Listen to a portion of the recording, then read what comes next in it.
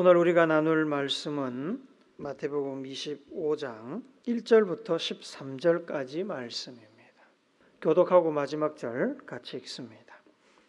그때에 천국은 마치 등을 들고 신랑을 맞으러 나간 열 처녀와 같다 하리니 미련한 자들은 등을 가지되 기름을 가지지 아니하고 신랑이 드디어 오므로 다 졸며 잘세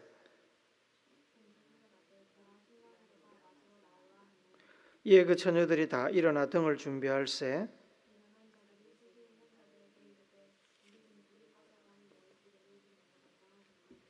슬기 있는 자들이 대답하여 이르되 우리와 너희가 쓰기에 다 부족할까 하노니 차라리 파는 자들에게 가서 너희 쓸 것을 사라 하니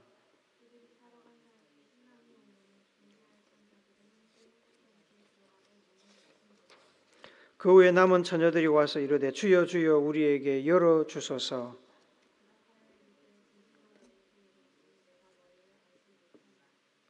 같이 읽습니다. 그런즉 깨어있으라 너희는 그 날과 그 때를 알지 못하느니라. 아멘.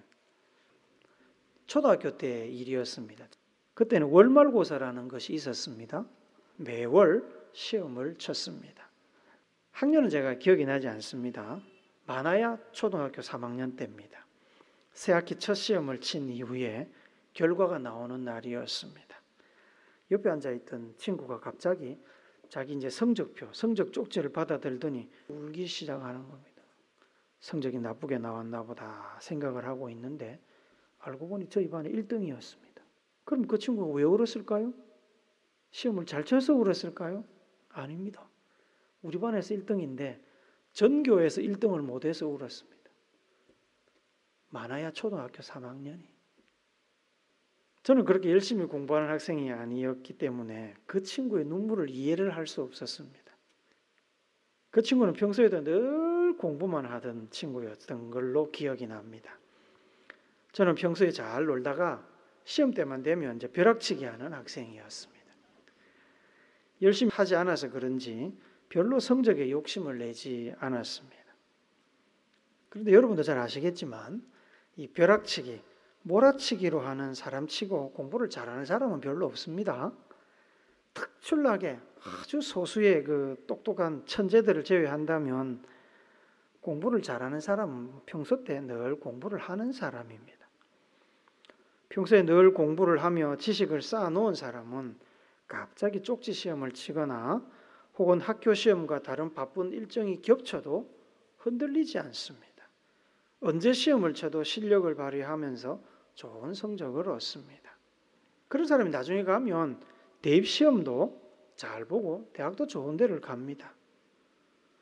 성공이 성적대로 되는 것은 아닙니다만 열심히 평소에 공부하며 준비한 사람이 성공할 확률은 확실히 높습니다. 요즘은 잘 사용하지 않는 표현입니다만 제가 어릴 때 우리나라가 가난하던 시절에는 티끌모아 태산이라는 말을 굉장히 많이 사용했습니다. 가난하던 시절에 당장 먹고 마시는 것도 부족하지만 그래도 미래를 위해서 아껴 쓰고 저축하라고 국가적으로 많이 장려하던 시절이었습니다. 먼지 같은 티끌이라도 부지런히 모으면 태산같이 큰 것이 될 수 있다는 뜻입니다. 공부가 사실 그런 겁니다. 하루하루 작은 지식들을 하나하나 쌓아가다 보면 나중에 큰 지식의 산이 되는 거죠. 어떤 일은 벼락치기에서 되는 일도 있습니다만 어떤 일은 벼락치기로는 불가능한 일이 있습니다. 예를 들어 지금은 사라졌지만 사법고시 같은 시험은 절대로 벼락치기가 되지 않습니다. 몇 년이고 꾸준히 포기하지 않고 준비를 해야 합니다. 그래도 쉽지 않아서 어떤 분들은 4년, 5년, 7년, 8년, 9년 그렇게 준비를 했던 분들도 있었고 9년, 10년 넘어가도 안 돼서 결국 포기하시는 분들도 있었습니다.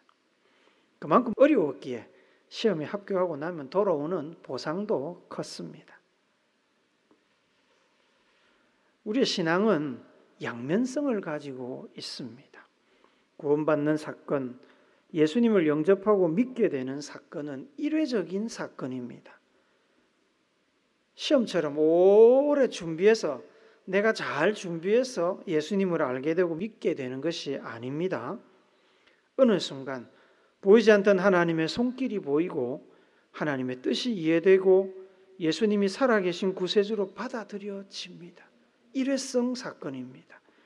예수님께서 십자가에 죽으시고 인류 구원을 위한 영원한 희생 제물이 되신 것도 단번의 사건이었던 것처럼 구원 사건은 단번의 사건, 한 번이면 충분한 사건입니다.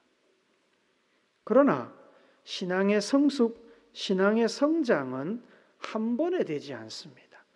신앙의 성장은 벼락치기가 되지 않습니다. 오랜 시간과 노력이 필요합니다. 사도 바울이 다메섹으로 가는 길에 예수님을 만난 것은 단번의 사건이었습니다.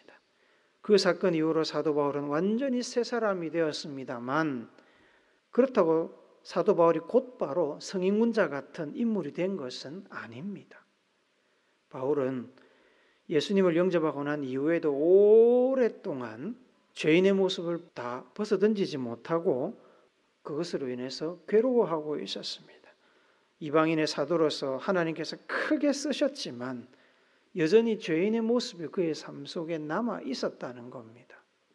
오죽하면 사도 바울 스스로 이렇게 고백했겠습니까? 로마서 7장 24절을 같이 읽어봅시다. 시작.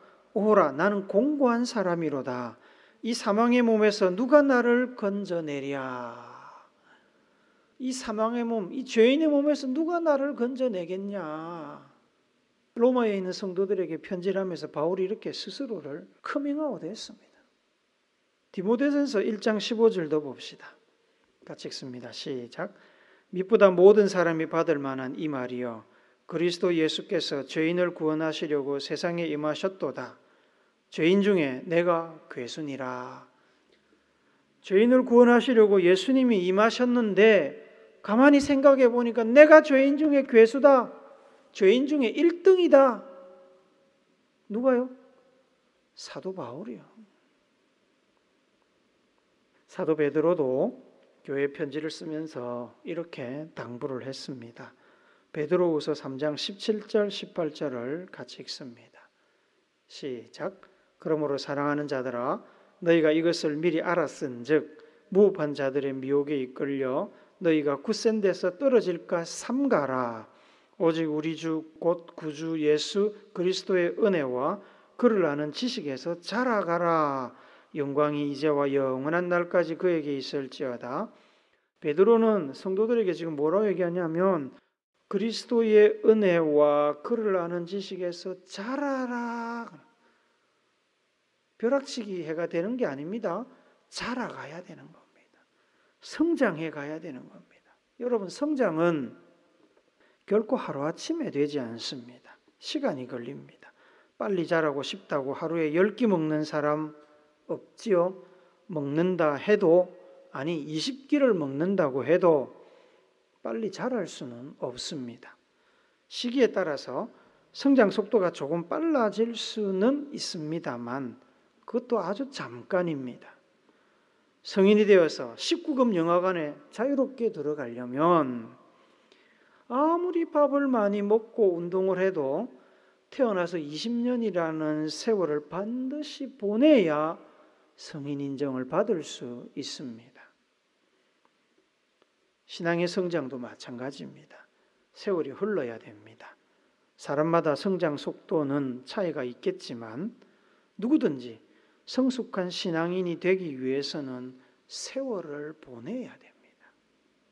물론 그냥 세월만 보내서는 안 되고 신앙 성숙을 위한 여러 가지 활동, 훈련, 영적인 체험 등을 겪어야 합니다. 예수님께서 체포되시던 날 제자들은 한 사람도 예외 없이 모두 도망을 갔습니다. 그들은 무려 3년이나 예수님과 함께 동고동락하며 하늘의 지혜를 교육받았고 예수님의 특별한 훈련을 받은 사람들이었습니다. 예수님의 능력을 가장 가까이서 경험했고 발을 씻기시는 예수님의 그 사랑의 섬김을 직접적으로 받은 사람들이었습니다. 그러나 그러한 놀라운 경험에도 불구하고 예수님과 함께 고난받고 예수님을 위해서 죽을 준비, 자기를 희생할 수 있는 성숙한 신앙에까지는 도달하지 못했습니다. 예수님께서 제자들의 그러한 신앙적 미숙함을 모르셨을까요? 예수님의 훈련이 부족했을까요? 요한복음 16장 12절 같이 봅시다. 시작. 내가 아직도 너희에게 이를 것이 많으나 지금은 너희가 감당하지 못하리라. 예수님은 제자들이 아직 성숙하지 못하다는 것을 잘 알고 있었습니다. 아직 제자들이 가야 할 길이 먼 것을 아셨습니다. 그래서 강요하지 않으셨습니다. 예수님이 기대하시는 성숙한 신앙적 수준에 이르려면 이 제자들은 예수님의 죽음도 경험해야 되고 배신의 실패와 아픔도 경험해야 하고 용서의 은혜와 부활도 경험해야 하고 성령의 임재와 인도, 성령의 능력의 역사도 경험해야 되고 박해와 핍박도 경험해야 했습니다. 시간이 더 필요했습니다. 예수님은 그것을 너무나 잘 아셨습니다. 그래서 다 도망가도 그 도망간 것으로 인해서 안타까워하시고 슬퍼하지 않으셨습니다. 마태복음 24장에서 예수님께서는 제자들에게 예루살렘의 멸망과 함께 예수님께서 다시 오실 재림에 관한 묵시의 말씀을 주셨습니다. 제자들은 예수님의 말씀을 들으며 등골이 오싹해지는 것을 느꼈을 겁니다. 허튼 소리 하실 분이 아닌데 종말에 대해서, 말세에 대해서 이야기를 하시니까 얼마나 진지했겠습니까? 무화과 나무에 연한 잎사귀가 나면 여름이 틀림없이 오는 것처럼 말세의 징조, 재림의 징조들이 나타나면 반드시 예수님께서 이 땅에 다시 오셔서 환난 중에 믿음을 지킨 성도들은 하늘로 들리어 올라가고 믿음을 잃어버렸거나 믿지 않았던 사람들은 예수님의 종말 심판을 경험하게 될 것입니다. 이 일은 반드시 이루어진다고 예수님께서 강조하고 또 강조하셨습니다. 이렇게 심각한 이야기를 하고 나서 마태복음 25장에 넘어오면 예수님께서는 제자들에게 재림을 기다리는 성도들의 자세에 관해서 설명하는 세 가지 비유를 말씀하십니다. 첫 번째 비유는 13절까지 나오는 열처녀 비유고요. 두 번째 비유는 30절까지 나오는 달란트 비유입니다. 세 번째 비유는 양과 염소 심판에 관련된 비유입니다. 이 세 비유는 다 종말의 천국에 관련된 비유이지만 똑같은 내용을 반복하고 있지는 않습니다.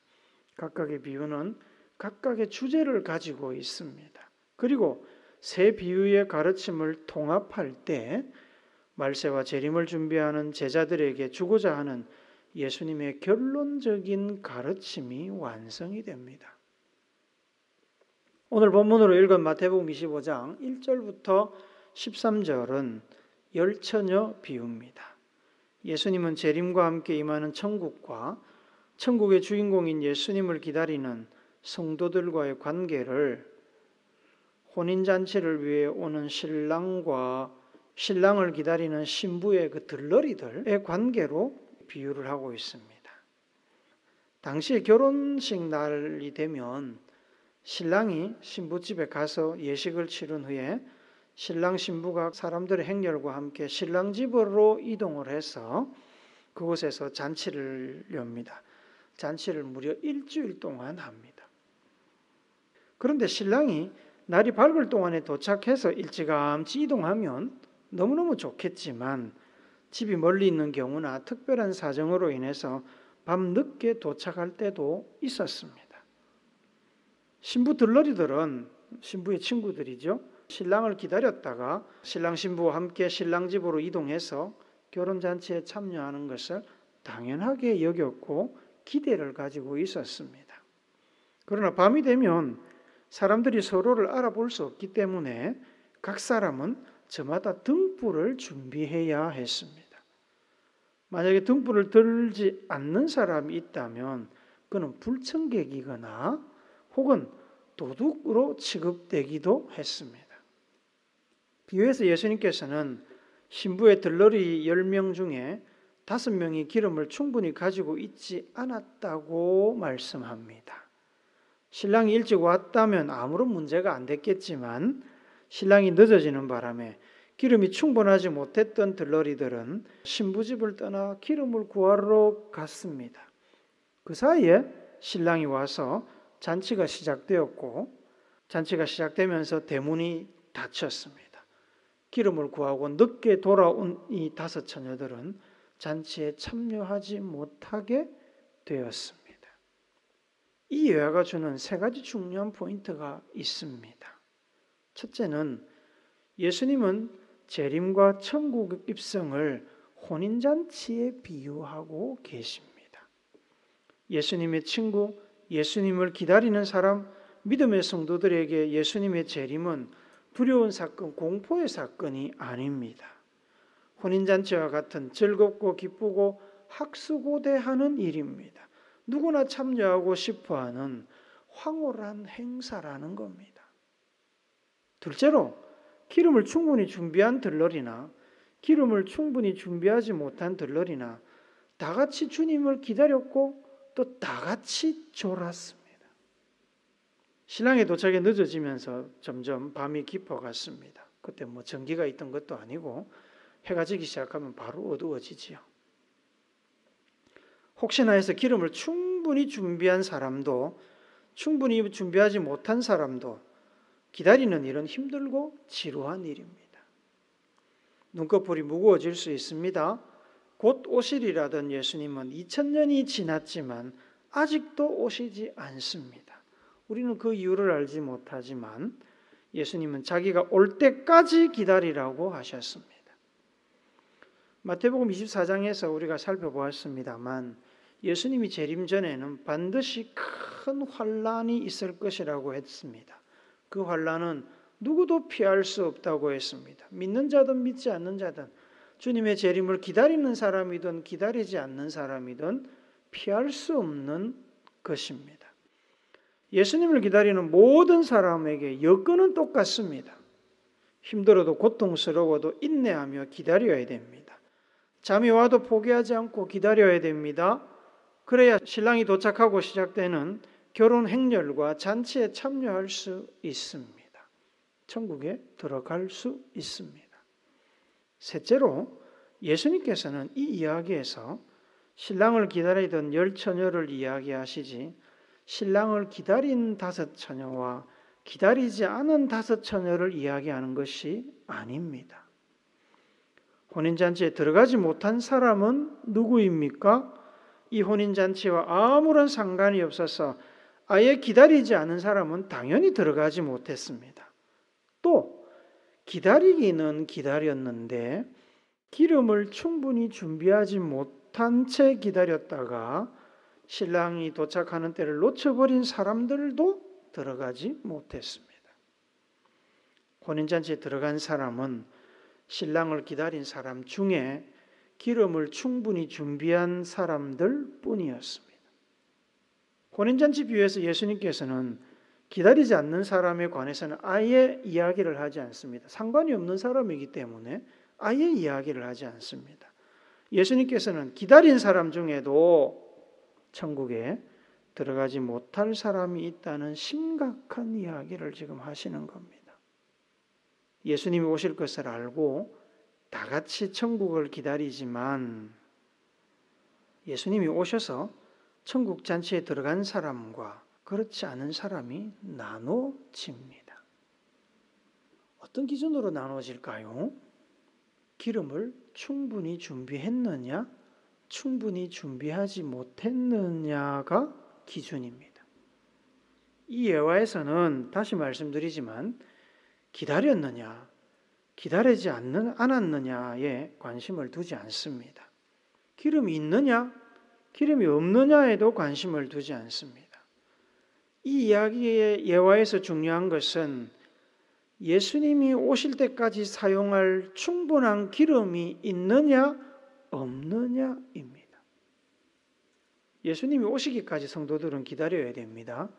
살맛 나는 좋은 시절에도 잊지 않고 기다려야 되고, 고난과 박해와 환난의 시기에도 참으면서 기다려야 됩니다. 오랫동안 기다려야 됩니다. 오랫동안 기다리려면 뭐가 필요할까요? 지구력이 필요합니다. 버티는 지구력. 여호와에서의 기름은 등불을 위한 것입니다.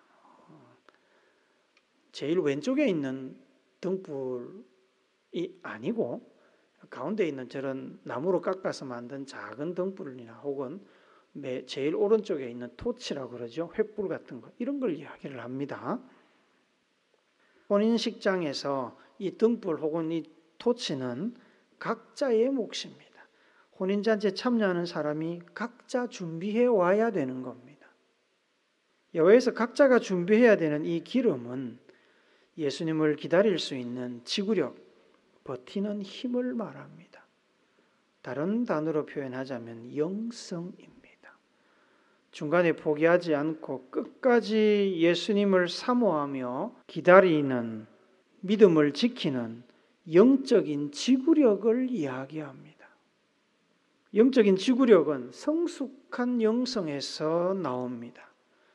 예수님이 언제 오실지 모르지만 오실 때까지 사모함으로 기다릴 수 있는 충분한 영성을 가진 사람이 기름을 준비한 5 처녀입니다. 반면에 믿기는 믿는데, 기다리기는 기다리는데 이 영적인 지구력이 부족한 사람들도 있습니다. 예를 들면 한 10년은 잘 기다렸는데 10년을 기다려도 예수님이 오지 않자 지쳐서 나가 떨어지는 사람을 말합니다. 개척교회도 마찬가지죠. 언젠가 주님이 주실 은혜와 부흥을 기대하면서 꾸준히 기다릴 수 있는 사람도 있고, 기다리다 지쳐서 떠나는 사람도 있을 수 있습니다. 기다리다가 지쳐서 포기하는 사람이 생깁니다. 그래서 믿기는 믿지만 더 이상 기다리지 않고 사모하지 않고 포기한 채로 살아가는 겁니다. 초대교회 시절에 수많은 성도들이 예수님이 곧 오시리라는 믿음을 가지고 박해를 견디며 버텼습니다. 그들 중에는 로마 군대의 창과 칼에 순교하거나 굶주린 사자의 먹이가 된 이들도 있었습니다. 지하에 굴을 파고 굴에 들어가서 주님 오시기만을 기다리며 그곳에서 굶어서 죽고 병들어서 죽고 기력이 쇠하여 죽었습니다. 그들은 죽기까지 주님을 기다렸습니다. 그 이후로도 수많은 믿음의 선진들이 주님을 기다렸습니다. 죽기까지 기다렸습니다. 죽을 때까지 그 기다림을 포기하지 않았습니다. 그들에게는 죽기까지, 끝까지 예수님을 사모하며 기다릴 수 있는 성숙한 영성, 영적 지구력이 있었습니다. 주님을 만나보지 못하고 죽었지만 주님이 오시면 가장 먼저 부활을 경험할 사람들입니다. 신앙생활을 오래 하다 보면 영적인 무기력증에 빠집니다. 무기력하다는 건 뭡니까? 아무것도 하려는 의지가 없고 할 수 있는 내적인 힘도 없다는 겁니다. 요즘 젊은 사람들이 직장을 못 구해서 구하다 실패하니까 직장 구하는 걸 포기하고 집에서 그냥 놉니다. 용돈벌이로 알바나 하고, 그런 사람들이 굉장히 많습니다. 무기력증에 빠지는 겁니다. 영적인 무기력증에 빠지면 하나님을 더 깊이 알고자 하는 마음도 갈급함도 사라지고 아무런 신앙적 기쁨이나 감격도 없이 그저 과거의 은혜, 과거의 경험에 기대어서 하루하루 버티며 살 뿐입니다. 숨은 쉬고 있으나 살아있는 것이라고 자신 있게 이야기할 수 있는 상태가 아닙니다. 그런 상태에서는 언제 오실지도 모르는 예수님을 기다릴 수 없습니다. 오늘도 못 버티겠는데 어떻게 아직 오지도 않은 예수님을 기다리겠습니까? 매일 새롭고 성실하신 하나님을 만나야 새롭게 부어주시는 하나님의 은혜를 잊고 살아갈 수 있는 힘을 얻게 됩니다. 매일 예수님의 재림을 사모하는 열망의 불꽃이 꺼지지 않도록 은혜의 불쏘시개, 은혜의 기름을 매일매일 성령으로부터 받아야 됩니다. 하나님께서 이스라엘 백성들에게 광야 그 40년 동안 만나를 주셨지 않습니까? 그런데 재미있는 것은 만나를 한 달치씩, 일주일치씩 이렇게 주시지 않고 매일 하루치만 주셨습니다. 하루치만. 토요일만 딱 이틀치. 금요일이죠, 그때는. 하여튼 주말에만 딱 이틀치를 주시고 하루치만 딱 주셨습니다. 하루 지난 만나는 다 썩어버립니다. 어차피 먹지 못합니다. 그래서 욕심내서 이틀치를 구하지도 않습니다. 왜 그렇게 하루치만 주셨습니까?